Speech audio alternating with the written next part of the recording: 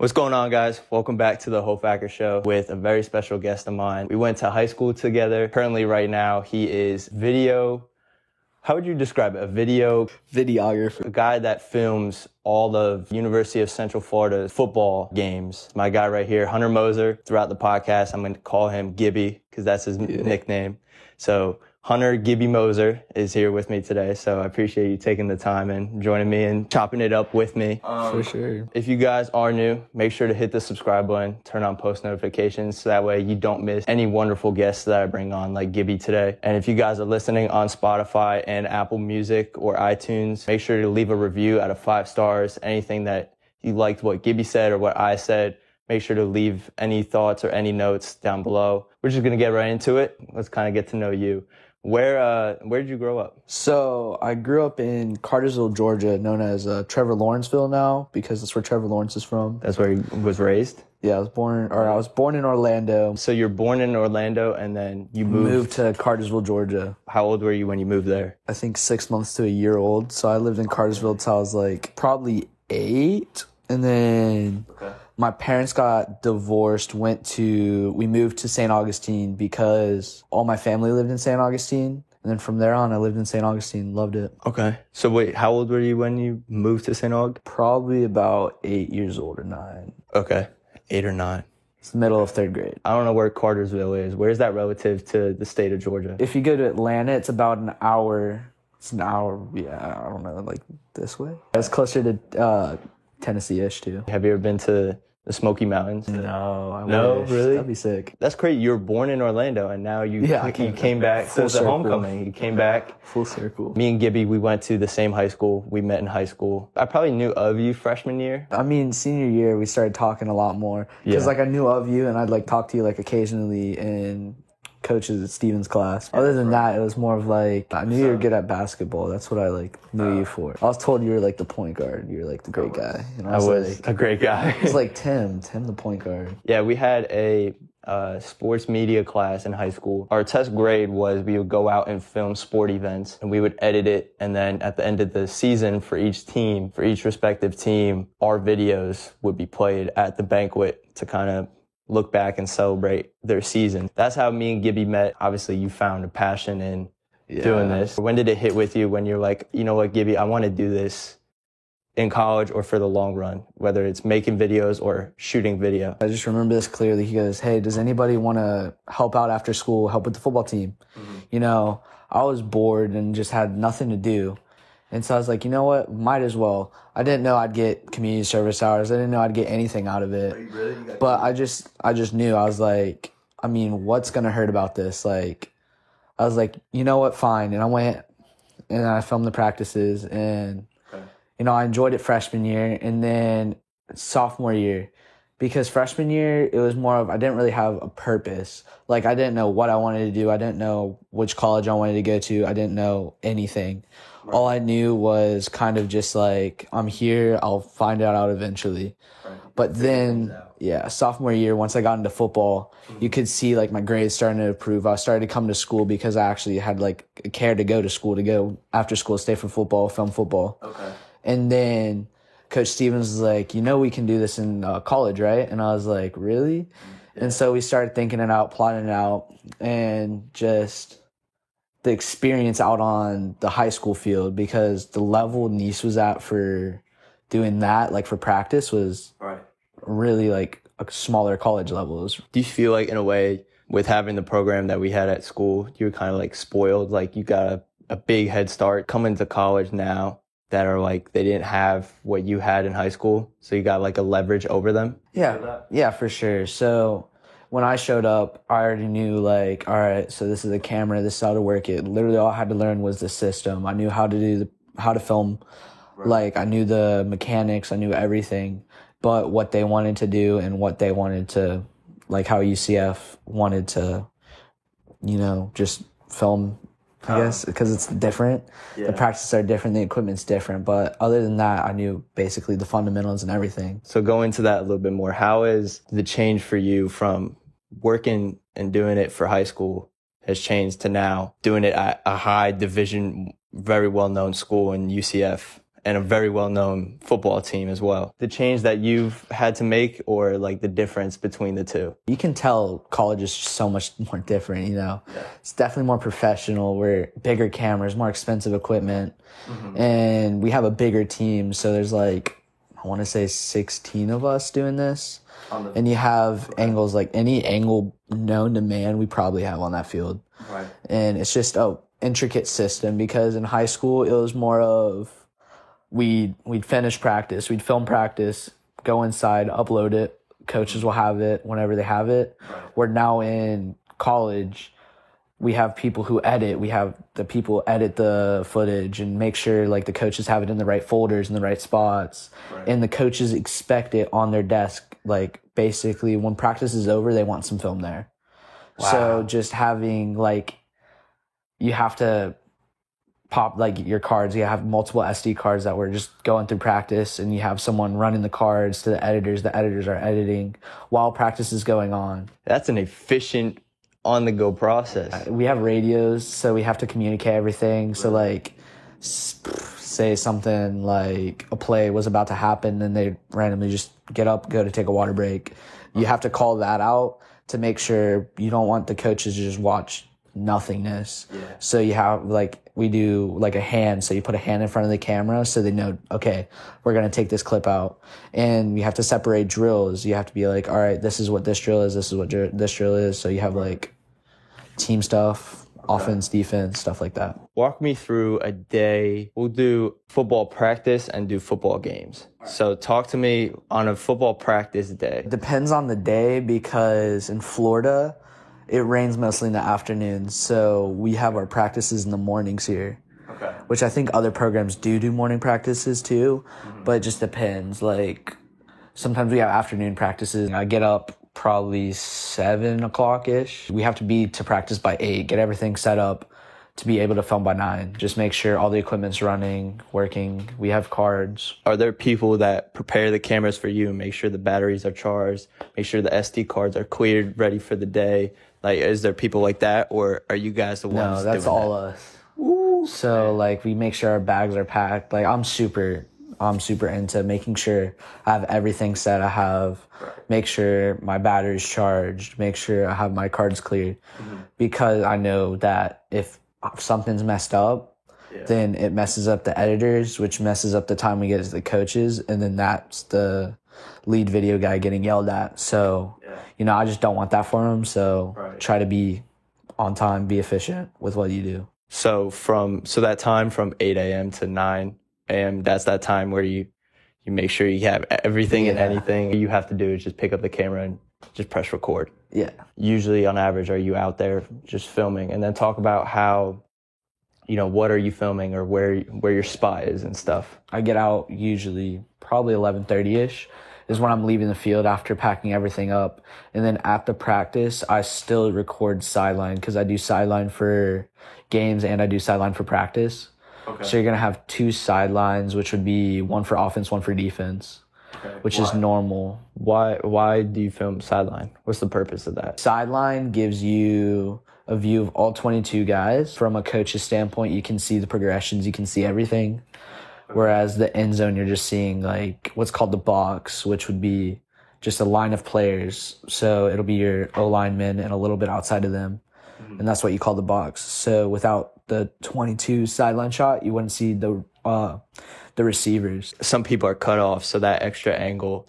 Okay, gotcha. How long is that process for you to get all your clips to the right people? Depends on the day.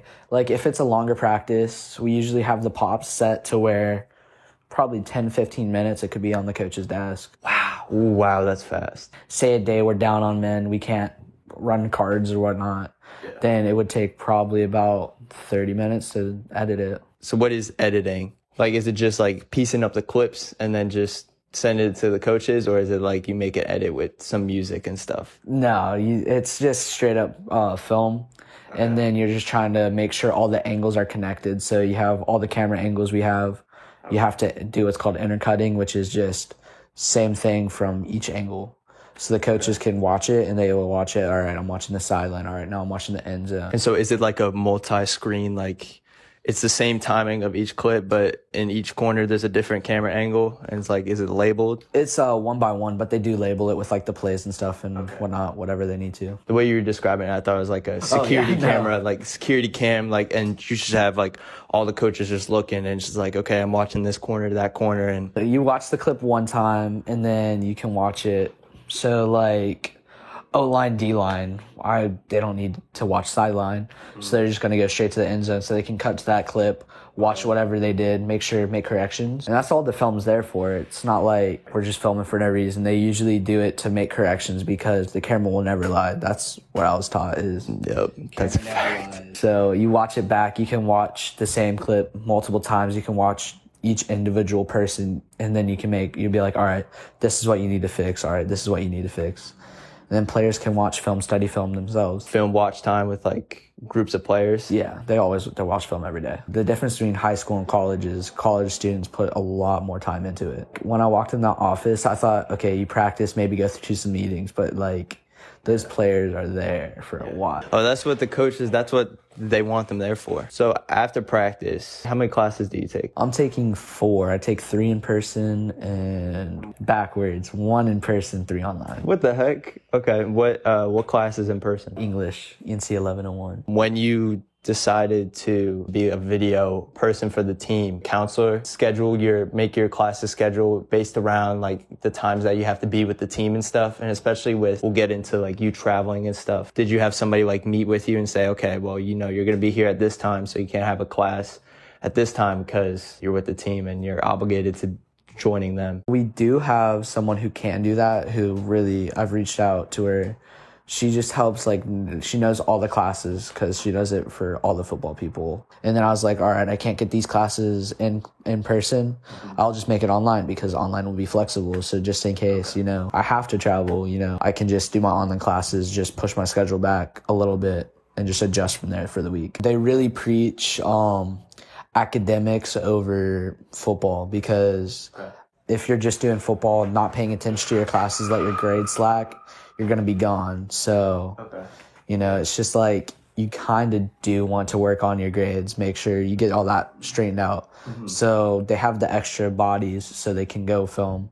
Oh, okay. But so they have people replace you. Yeah. Because they know that you're at your English course. Yeah. You just got to let them know you're like, hey, I have class, or some people work a second job. And so you'd be like, hey, I have work today. Yeah. But as long as we have enough people. Yeah, and you give them like a good enough heads up, like early enough in the week. Yeah. So now let's get into the good stuff. So it's a big Friday night or a Thursday night. So we're going to go through a home game and we're going to go through an away game. Yeah. So home game first. What is your day looking like? I wake up, I make sure I don't have classes that day or I don't do any classwork because I just want to like chillax, focus on game day. I wake up, I start playing some Madden.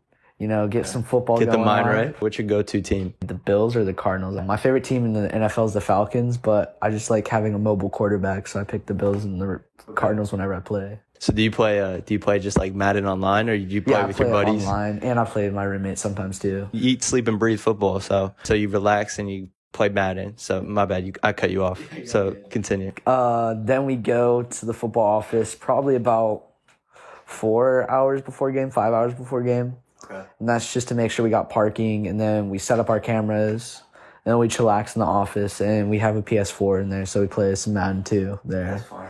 If we want, just chillax, watch some TV. A lot of us are into like watching like other games too, so we'll sometimes throw on a football game, and they have food for us usually. Okay. So we'll go eat. Oh, what's that place called? Mellow Mushroom. That's the one that's been at home lately. That's good. It's been good. And then after the game, we get Chick-fil-A. And they give you like a chicken sandwich. It's 10 chicken nuggets, bowl of fruit, cookies. It's a lot of food. You guys are spoiled. Yeah. That's good. And that's not like, that's a lot of food, but like you get so much more on the road. We go up to our film booth and I'll make sure my camera's there the day before or Thursday. I usually go up, put my camera in there, make sure all my stuff's up there. Okay. So then all I need to do is grab batteries, head up there, grab my radio, go up there, set up.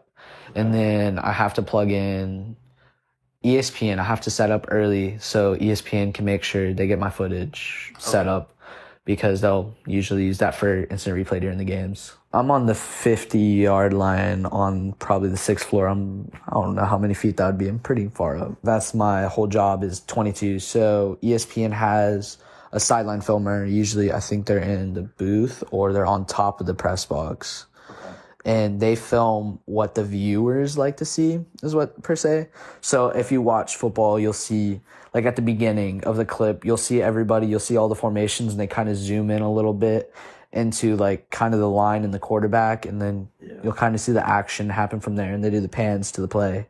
Yeah. But they do what the viewer's eye wants to see and what they want to follow. All right, I have someone running deep. I have to keep him deep, but also the quarterback still has the ball back here. So you're not as zoomed out. Right. But whenever you're watching like an instant replay and they want to show like a receiver's progression or something, like they'll cut into my camera, use that, and then they'll do like that drawing thing where they draw and they're like, ooh, this guy does this. Oh, okay. Because some networks do TV timeouts, which is on TV. If you've ever watched a football game on TV, you'll notice that it's like everything just seems so perfect. You watch the commercials and they're like, we're back. Like you're right back to the game. Yeah. And like nothing happened in between that. You're just watching commercials. Well, if you're there in person, you're just watching the field. Like they're cleared off the field for 3 minutes, something like that. So if it starts at 6, so you probably don't leave the field till about close to 10, 11 o'clock, right? Yeah, 9, 10ish, yeah. How long is the process for you, just you individually, getting all your camera work? Do you leave your stuff up there? After the game, I'll take it down. So I pack up everything, get it back into the office, pack it in the closet, so I'm ready for practice the next day. So now, let's talk about how much fun you have away games. Where have you traveled to, cities-wise? Louisville. Navy would be Annapolis, but we stayed in Baltimore because they're right next to each other. Went to Cincinnati. What was the last one? I was at Philadelphia. Out of all those trips, which one is your favorite? Probably Louisville. Louisville? Why? Yeah. Night games are so much better than early morning games. Right. But we got time to explore Louisville, and it was my first trip. So, I mean, Louisville's a nice city. I loved it. Walking around, we got to go to the Louisville Slugger factory and like the baseball thingy-bobby there. It's really sick. We walked through, did all that. Got back to the hotel, just walked around the city a little bit for probably like an hour or two. Got ready for the game day. And you're saying you guys get a card with just money on it. Oh, yeah, they give us straight up money, yeah. They give us cash to go. It's called per diem. It's just money you get to just give you so we can eat. Because what used to happen before COVID, you would eat with the team, and the team has like a buffet in the hotel, and it has like so much food. For the staff, let's go ahead, because COVID, you couldn't do like eat with the team. It was going to be way harder. So they started just giving you money, and they just budget it out. So they give you just however much money, depending on the city and how many meals you're going to eat. How much is on that card? $20 for like a dinner and a breakfast, which isn't bad. Each or total? Total. Because usually for breakfast, you're not going to eat that much. Usually I'll just spend most of it on dinner. To budget it out with all, and you have a 16 person, yeah. Well, but all 16 don't go with us. We got 5. One end zone shooter. You have the sideline shooter, other end zone, video coordinator, editor. And every away game you've gone to every game? Yeah. So talk about, when do you guys leave? When is usually the flight? Talk about traveling on the flight, and then getting off, and then finding food. Just your whole routine with away games. Sure. We get there. Usually I get to the office around 12, make sure everything's good to go for the away. Mm-hmm. We'll get laptops for the coaches, make sure those are all set. Okay. And then we're headed to the buses at like 1 o'clock-ish, like probably an hour. Hit the buses, go all the way to the airport. This is Friday. Okay. So usually we're about 2 o'clock-ish. We'll be there. And when you're getting on the plane, like the buses drive you straight up onto the tarmac right next to the plane because it's chartered. You get checked, I guess, at the football facility. I forgot to say that. Oh, okay. But yeah, they have like the agents there and they'll like check you, make sure. So do you guys get checked on the plane? No, not after the plane. Like before the plane, before we get on the buses, and the buses take us, so then we're all clear.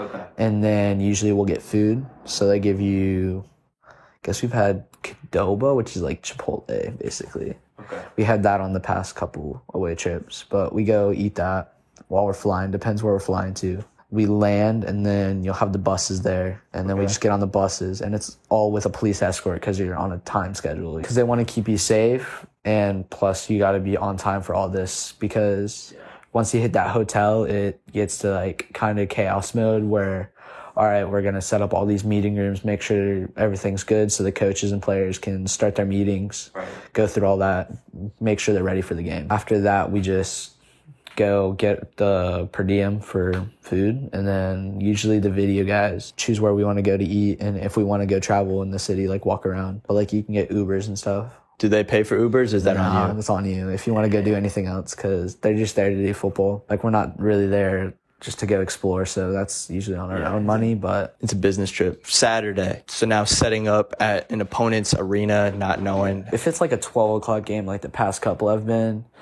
I have to be there. The buses will leave the hotel at like 6 o'clock in the morning. So I'm there 6 hours before the game, which it's all right. It's not that bad. We just go, and that's mostly so equipment can get all like the stuff figured out for game day because they have so much to do. Right. But the video, we go, we set up our cameras, make sure everything's set, make sure we're all good, learn our positions. Then we get to go like explore the stadium. Sometimes they'll give us breakfast. So, like, it's not something big. Like, usually it's like a sandwich or something. And then before the game, like, probably 2 hours or an hour before, at a lot of the stadiums we've been to, they open like a buffet in the press box that we can go eat. Like in Philly, I had a Philly cheesesteak. They had, like, a Philly cheesesteak thing where you make your own Philly cheesesteak. That's a gourmet buffet. If you're getting Philly cheesesteaks, We go through the game. I'm already set up usually, so all I have to do is turn on the camera, make sure everything's set. Film the game. You're switching out cards every quarter. So, every quarter. Basically by the time we get to the buses or the plane, you want to have the coaches to have their laptops or their iPads so they can watch film. Right, on the way back home. Yeah, so you're having probably like 15, 20-minute turnaround. Oh, man. To make sure everything's uploaded on there. Game ends, it's probably like 4 or 5 o'clock. Pack everything up, and while you pack everything up, you have to get your stuff to the editors. So how does that work, like when you're on the go, trying to get out of the area that you're in, but while trying to manage that? Other schools usually provide someone who's going to run your cards for you. So they usually just have an extra student. So you just hand them the card, they'll run down. And then I just have to break down my equipment, haul butt, get over there, get my stuff on the truck, get the equipment, help equipment out, help whoever needs help. And then, because we're trying to get there out on time. So what time usually is that flight? An hour and 30. After the game? Yeah. Because we get out of there, we have a quick turnaround time. You're trying to get on the bus as fast as possible. So you have like 40 minutes. It's a very fast time. We get to get our meal before the bus. They give you a meal.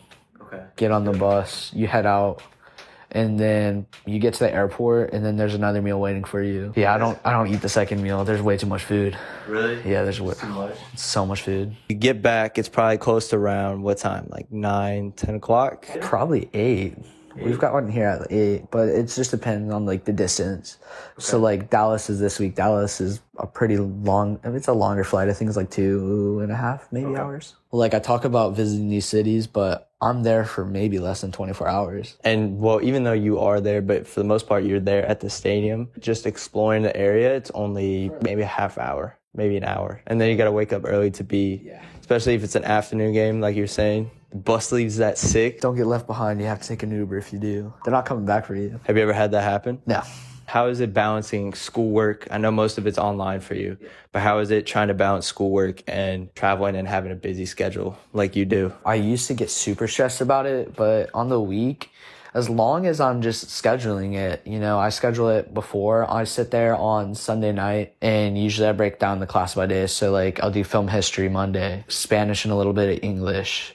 Wednesday, that's when I do film editing. Thursday, I do Spanish, finish up Spanish, do some. You take Spanish? What Spanish are you in? Spanish, elementary Spanish 1. I'm telling you right now, it only gets harder the more Spanish you do. Yeah, I took it in high school, which gives me a little bit of an advantage. I took up to Spanish 3 in high school. And the only words I still know is hola, good morning, good afternoon, good night, and I have to use the bathroom. What are you guys spoiled with, like when you first come in and then throughout the season? Like, what are you guys gifted? UCF sponsored by Nike, working for the football team, you have to be wearing Nike, or else the program could be like fine money and stuff like that. So you don't want that to happen. So they provide, we got 3 pairs of shoes. We got the game day and then a black pair and a gray pair. The same shoes they give the athletes. Make sure we're wearing UCF branded stuff. They'll usually give you stuff in the fall camp and throughout the season. I got 2 hats, 3 shirts, 2 pairs of shorts, and they're all like UCF Nike stuff just to make sure you're in dress code. Throughout the season, I think I got like 2 other shirts, I believe. And then you get like your game day stuff. So you get the hot jackets, you get polos. Yeah, the travel people get more stuff just because, you know, you have to be prepared. It's like a jumper, so you get like a jacket, and then you get travel pants, which are like just basically like sweatpants, I guess, but they're lighter. And that's just so you match with the team because, you know, you don't want to like look super unprofessional. Once the season's over, do you guys get to keep everything? Yeah. I don't think they want the used stuff back. But that's cool that you get to keep everything that... These are multi-million-dollar programs. I think it's like... You've been with the team and you've been doing this since the summer. Can you give me some inside stories of funniest moments with the team or cool moments you would be willing to share? When like that first week you're there, you know, you're meeting like these athletes and you're like, oh, like you idolize these guys, right? That was just a weird experience too. Like you're like, surreal moment for you? You're watching these, you're like, oh yeah, this is DG, you know, this guy's like probably going to the league, like this guy's a cool guy. And then you don't realize, you're like, this guy's just a couple years older than me. But just meeting these guys, they're goofy. They're all funny. Are you in the locker room with them as well? Not really. Unless like after the game, like on an away game, you're helping out in the locker room. But usually we're just like, focus, trying to get everything done, make sure they're washed up. How's the weather been like all your trips? Like, have you had to like bundle up? Cincinnati's when it started to get cold on this trip. I was just freezing up there because it was an open air platform. Throughout the game, you have like the radio and like you have it pieced in. So I have a story where I had to film for UNF's basketball team. It was a home basketball game. The ESPNs were plugged into it. So we had a headset, and then I think we had a screen or a camera of all the other angles too, the camera angles. And I just remember some of the harshest stuff. It was intense. The like conversations, making sure the cameras filmed at this position at certain times. So like throughout the game, like, is there just a bunch of voices and just like a bunch going on in your ear? For me, it's not like that because we know what we're filming. Because the people who are chosen to travel or chosen to film the game, like we know what, like we film practice, we know what we're supposed to do. Like we know what to do. I think the only thing they ever call out would be like play started and we needed to do a hand sky just because it's a dead play. We have to record the scoreboard to make sure like, because the coach can see the scoreboard and stuff. Oh, okay. And so you go film it. And you have to get back on the play, but if they're doing a hurry-up offense, it's kind of hard to get over there, get back, so they're going to call that stuff out. This is just for a question for me personally. And when you do graduate college, is there a dream job or a job that you really want to get at? Video coordinator. I just really want to be a video coordinator at like I want to go college. I want to probably be at like a bigger Power 5, like an SEC. That'd be the dream. Okay. SEC video coordinator. They make some good money. It's good programs. And then the NFL, I kind of want to, but every single person I've talked to, the NFL has, like, they pay just a little bit more than a top tier college. You get less resources and just like the equipment and bodies aren't there. College, right? You know how we have like 16 working? Yeah. Well, in the NFL, you only hire like 3 or 4. Oh. Yeah. Oh, wow. Yeah. Okay. You go from like having a lot of bodies to just like... So that means there's a lot more pressure on you not messing up. Yeah, making sure everything's right. Yeah. And it's just a lot harder with the less people, but teaching people in college and working with those bigger staffs, you get a bigger budget for a lot of that. Yeah. So you get better equipment. Okay. In the NFL, they have to pay the players, so they make like millions, while college programs bring in a lot of money. But it's not like you pay the players. You just have to pay for like the staffing and all that stuff, like venues. Yeah, I'm pretty sure that's why it's like that. But is there a specific SEC school that you wanna be at? I feel like Georgia would be a nice school. Georgia. I mean, Alabama would be cool, but I don't think there's anything in Birmingham. Nothing. They have a football team, like a good football team, but like living there would be like... But I feel like where I want to work at, I want to have like stuff around me. So like Orlando, for example, I could... You know, on the off season, you know, if I have kids, a family, I can go to like Disney, Universal, stuff like that. Yeah. Whereas in other places, if there's not much around, you know, because you got to think about it in the fact that I'm not just working here, I'm like living here as well. So it's like, So you plan on doing this for the long run? Yeah. You see yourself doing this for a while? I do. That's good. I really do. I just think I need to get a master's degree. Okay. But you can get a master's degree in just about anything. So I'm thinking about communications or broadcasting. But wherever outside, whenever I graduate with my bachelor's, I'm going to look whoever needs a graduate assistant, which is like your next step up. Okay. And it's right below assistant. So work, be a GA somewhere, get my master's degree at that college, and then I can, go from there with the master's degree, be an assistant director, work my way up. 2 questions. This first one, do you know what a life mantra is? Life mantra, I'm pretty sure. It's a quote or a saying or something that you live by or something that you like to implement into your life. So if you can think any quotes or something that you live by, what would that be? So one of the biggest things I've learned in my life, it's not what you know, it's the people you know. So make connections. Connections will get you places. Like, you could be the best filmer in the world, but if you don't know a video coordinator who knows a video coordinator who knows a video coordinator, you're probably not going to go anywhere. I mean, you have to be knowledgeable, but the people you know will take you further. You'll find a space that you love what you're doing, and then you'll do it with people that you enjoy. Yeah, for sure. Talk to me about how did the infamous name of... So wait, hold on. What's your middle name? Lee. Hunter Lee Moser, yeah. Yeah, so it has nothing to do with Gibby. How did you acquire that nickname, Gibby? So is it because of the character from iCarly? Yeah, so I go and we're in the classroom and there's this kid named Mitch, and I used to call him Kevin. I was like, you look like a Kevin, and I called him Kevin. That was our joke. That was our running joke with all our friends in that class, was this guy's name is Kevin. And then he's like, you know what, if you're gonna keep calling me Kevin, you know what, you look like Gibby, so I'm gonna call you Gibby. And then he like shows Coach Stevens, he's like, yeah, he really does look like Gibby. Yeah. Then just everyone in the class started calling me Gibby. Right. And then we go to film on My Strange Addictions package, which was My Strange Addictions, I'm Addicted to Fortnite. That was the whole idea. Okay. Freeballed that whole thing. Cameras start rolling, and out of nowhere, I just like changed my voice and I go, hi, I'm Gibby, and I'm addicted to Fortnite. Didn't even like, I was like, you know what, Gibby sounds like such like a nerd's name, like a loser. So I was like, you know what, I'm going to do that. Oh, man. And that's why, because that's the character I was portraying, like someone who's just like addicted into Fortnite, like thinks he lives in the game. So I go, all right, my name is Gibby, and I'm addicted to Fortnite. And so once people heard that, they just took it and ran with it. Yeah, people saw that package, thought it was hilarious. So then they're like, all right, this guy's name is Gibby. Like my teachers were like, wait, your name's Gibby? Because they forgot like my name was Hunter. They would be like, all right, Gibby. I was like, okay. Your parents know about your nickname? Yeah. My friends used to always walk around the house, like my house when I stayed the night. They're like, yo, Gibby. Gibby, that's funny. So like I just like, it became my name. Mm-hmm. And up until like in college, I don't think people called me Gibby. Like in the video office, they called me Junter. Junter? Yeah, it was that story's funny.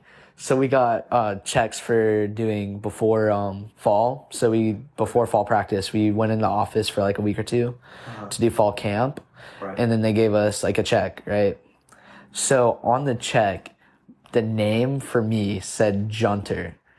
So they accidentally clicked J instead of H when typing up the check. Okay. And so now, like, the video office guys look at the check and they're like, Junter? All right, your name's Junter from now on. So, like, sometimes they'll do Junter. Junter instead of Hunter. Yeah, that was Junter. Junter Moser. Junter Moser. Junter? Yeah.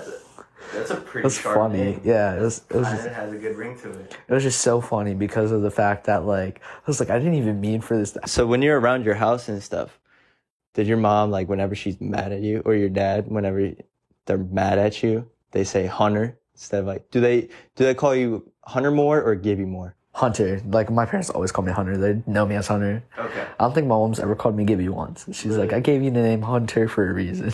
Okay. It was like, all right. You run the podcast now. Any questions that you have for me? Any questions or anything that you want to say to the people watching to this point? That microphone right there, it's all yours. People are tuning in, so the floor is yours. Anything that you want to ask me or you want to tell people, any motivation, it's all you. The thing I learned while being like around all these athletes and these like people idolize is like, for a second, you just got to think they're human beings as well. So you can't just like idolize them. Like, like the athletes and stuff, they don't like you to be like, oh, you're famous. Can I get your autograph? Can I get a picture? Stuff like that. Just being their friend and being like there for them. So if you ever meet like someone famous, just say hi, be like, act like a normal human being. They don't like to be idolized. Yeah. They'll appreciate you more as a person, as a fan, if you're not like putting them on this pedestal. Right. Like, oh, this guy's better than me in society. Like sometimes they just want to be treated like a normal human being. Yeah. And I learned that when I met Tom Cruise. You met Tom Cruise? Yeah. My dad worked on a movie site because it was at this airport he worked at.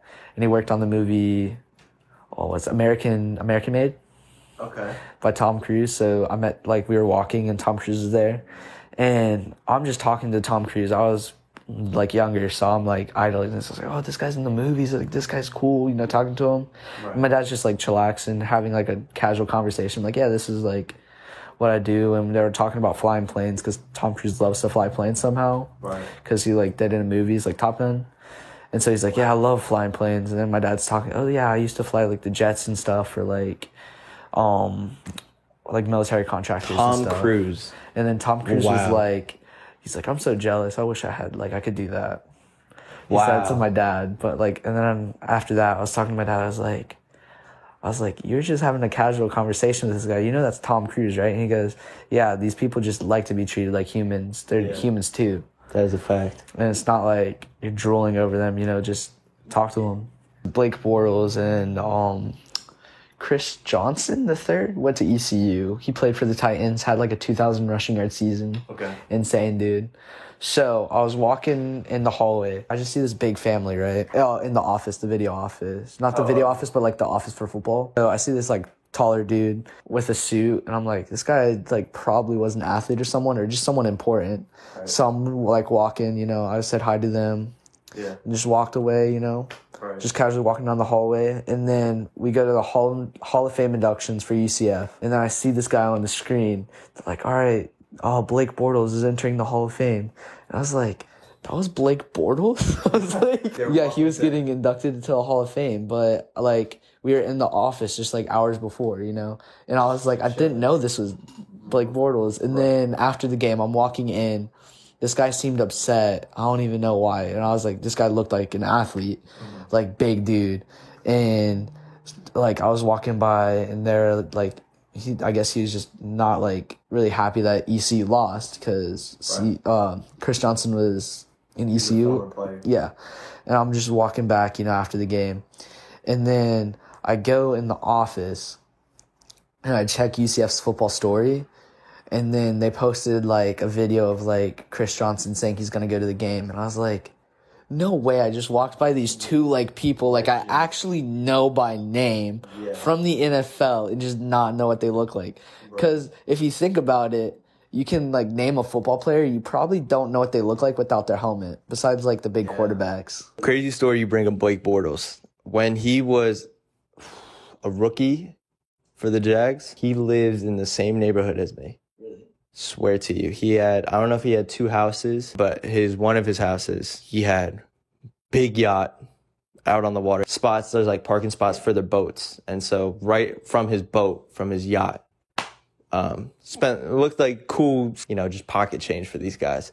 So he has this house. One day I was riding my bike, I think with my dad or something. And so he has a black Tesla, he's got a pickup truck, and he's got all these different stuffs. And we were looking through his house, 3 big flat screen TVs. Yeah. All of them had football. And so we were just riding our bike, and he's just casually taking out the trash. He's got cases of beer and pizza, just empty boxes. And so we're and so I don't know if I yelled it or my dad yelled. He's like, yo, Blake. And then he looks and he just gives the peace sign. He's like, how you guys doing? And we're good. And so then we just drive by. But that's crazy how you walk by him. I didn't even know who he was. This is I know Blake Bortles. I just didn't know the face, honestly. Once again, thank you for taking the time today. No, you're good. That's it for this episode of the Hoffacker Show with my man Hunter Gibby Moser, or Hunter Lee Gibby Moser. Yeah. So if you guys enjoyed what Gibby said or the topics that we talked about, I'm going to link all of Gibby's social medias down below, or anything that you guys want to talk to him outside of from this video. He's welcome to answer any questions or have any conversations with you guys. So down below of this video description, if you're watching on YouTube, it's going to be down there for him. So give him a follow. But that's it for this episode. Once again, if you guys are not subscribed already, go ahead and do so. Turn on post notifications. Make sure to leave a review on iTunes, and then shout out if you're listening on Spotify. We appreciate you for listening to this point. Thank you guys for listening and for watching, and I will see you guys in the next one. See you, boys.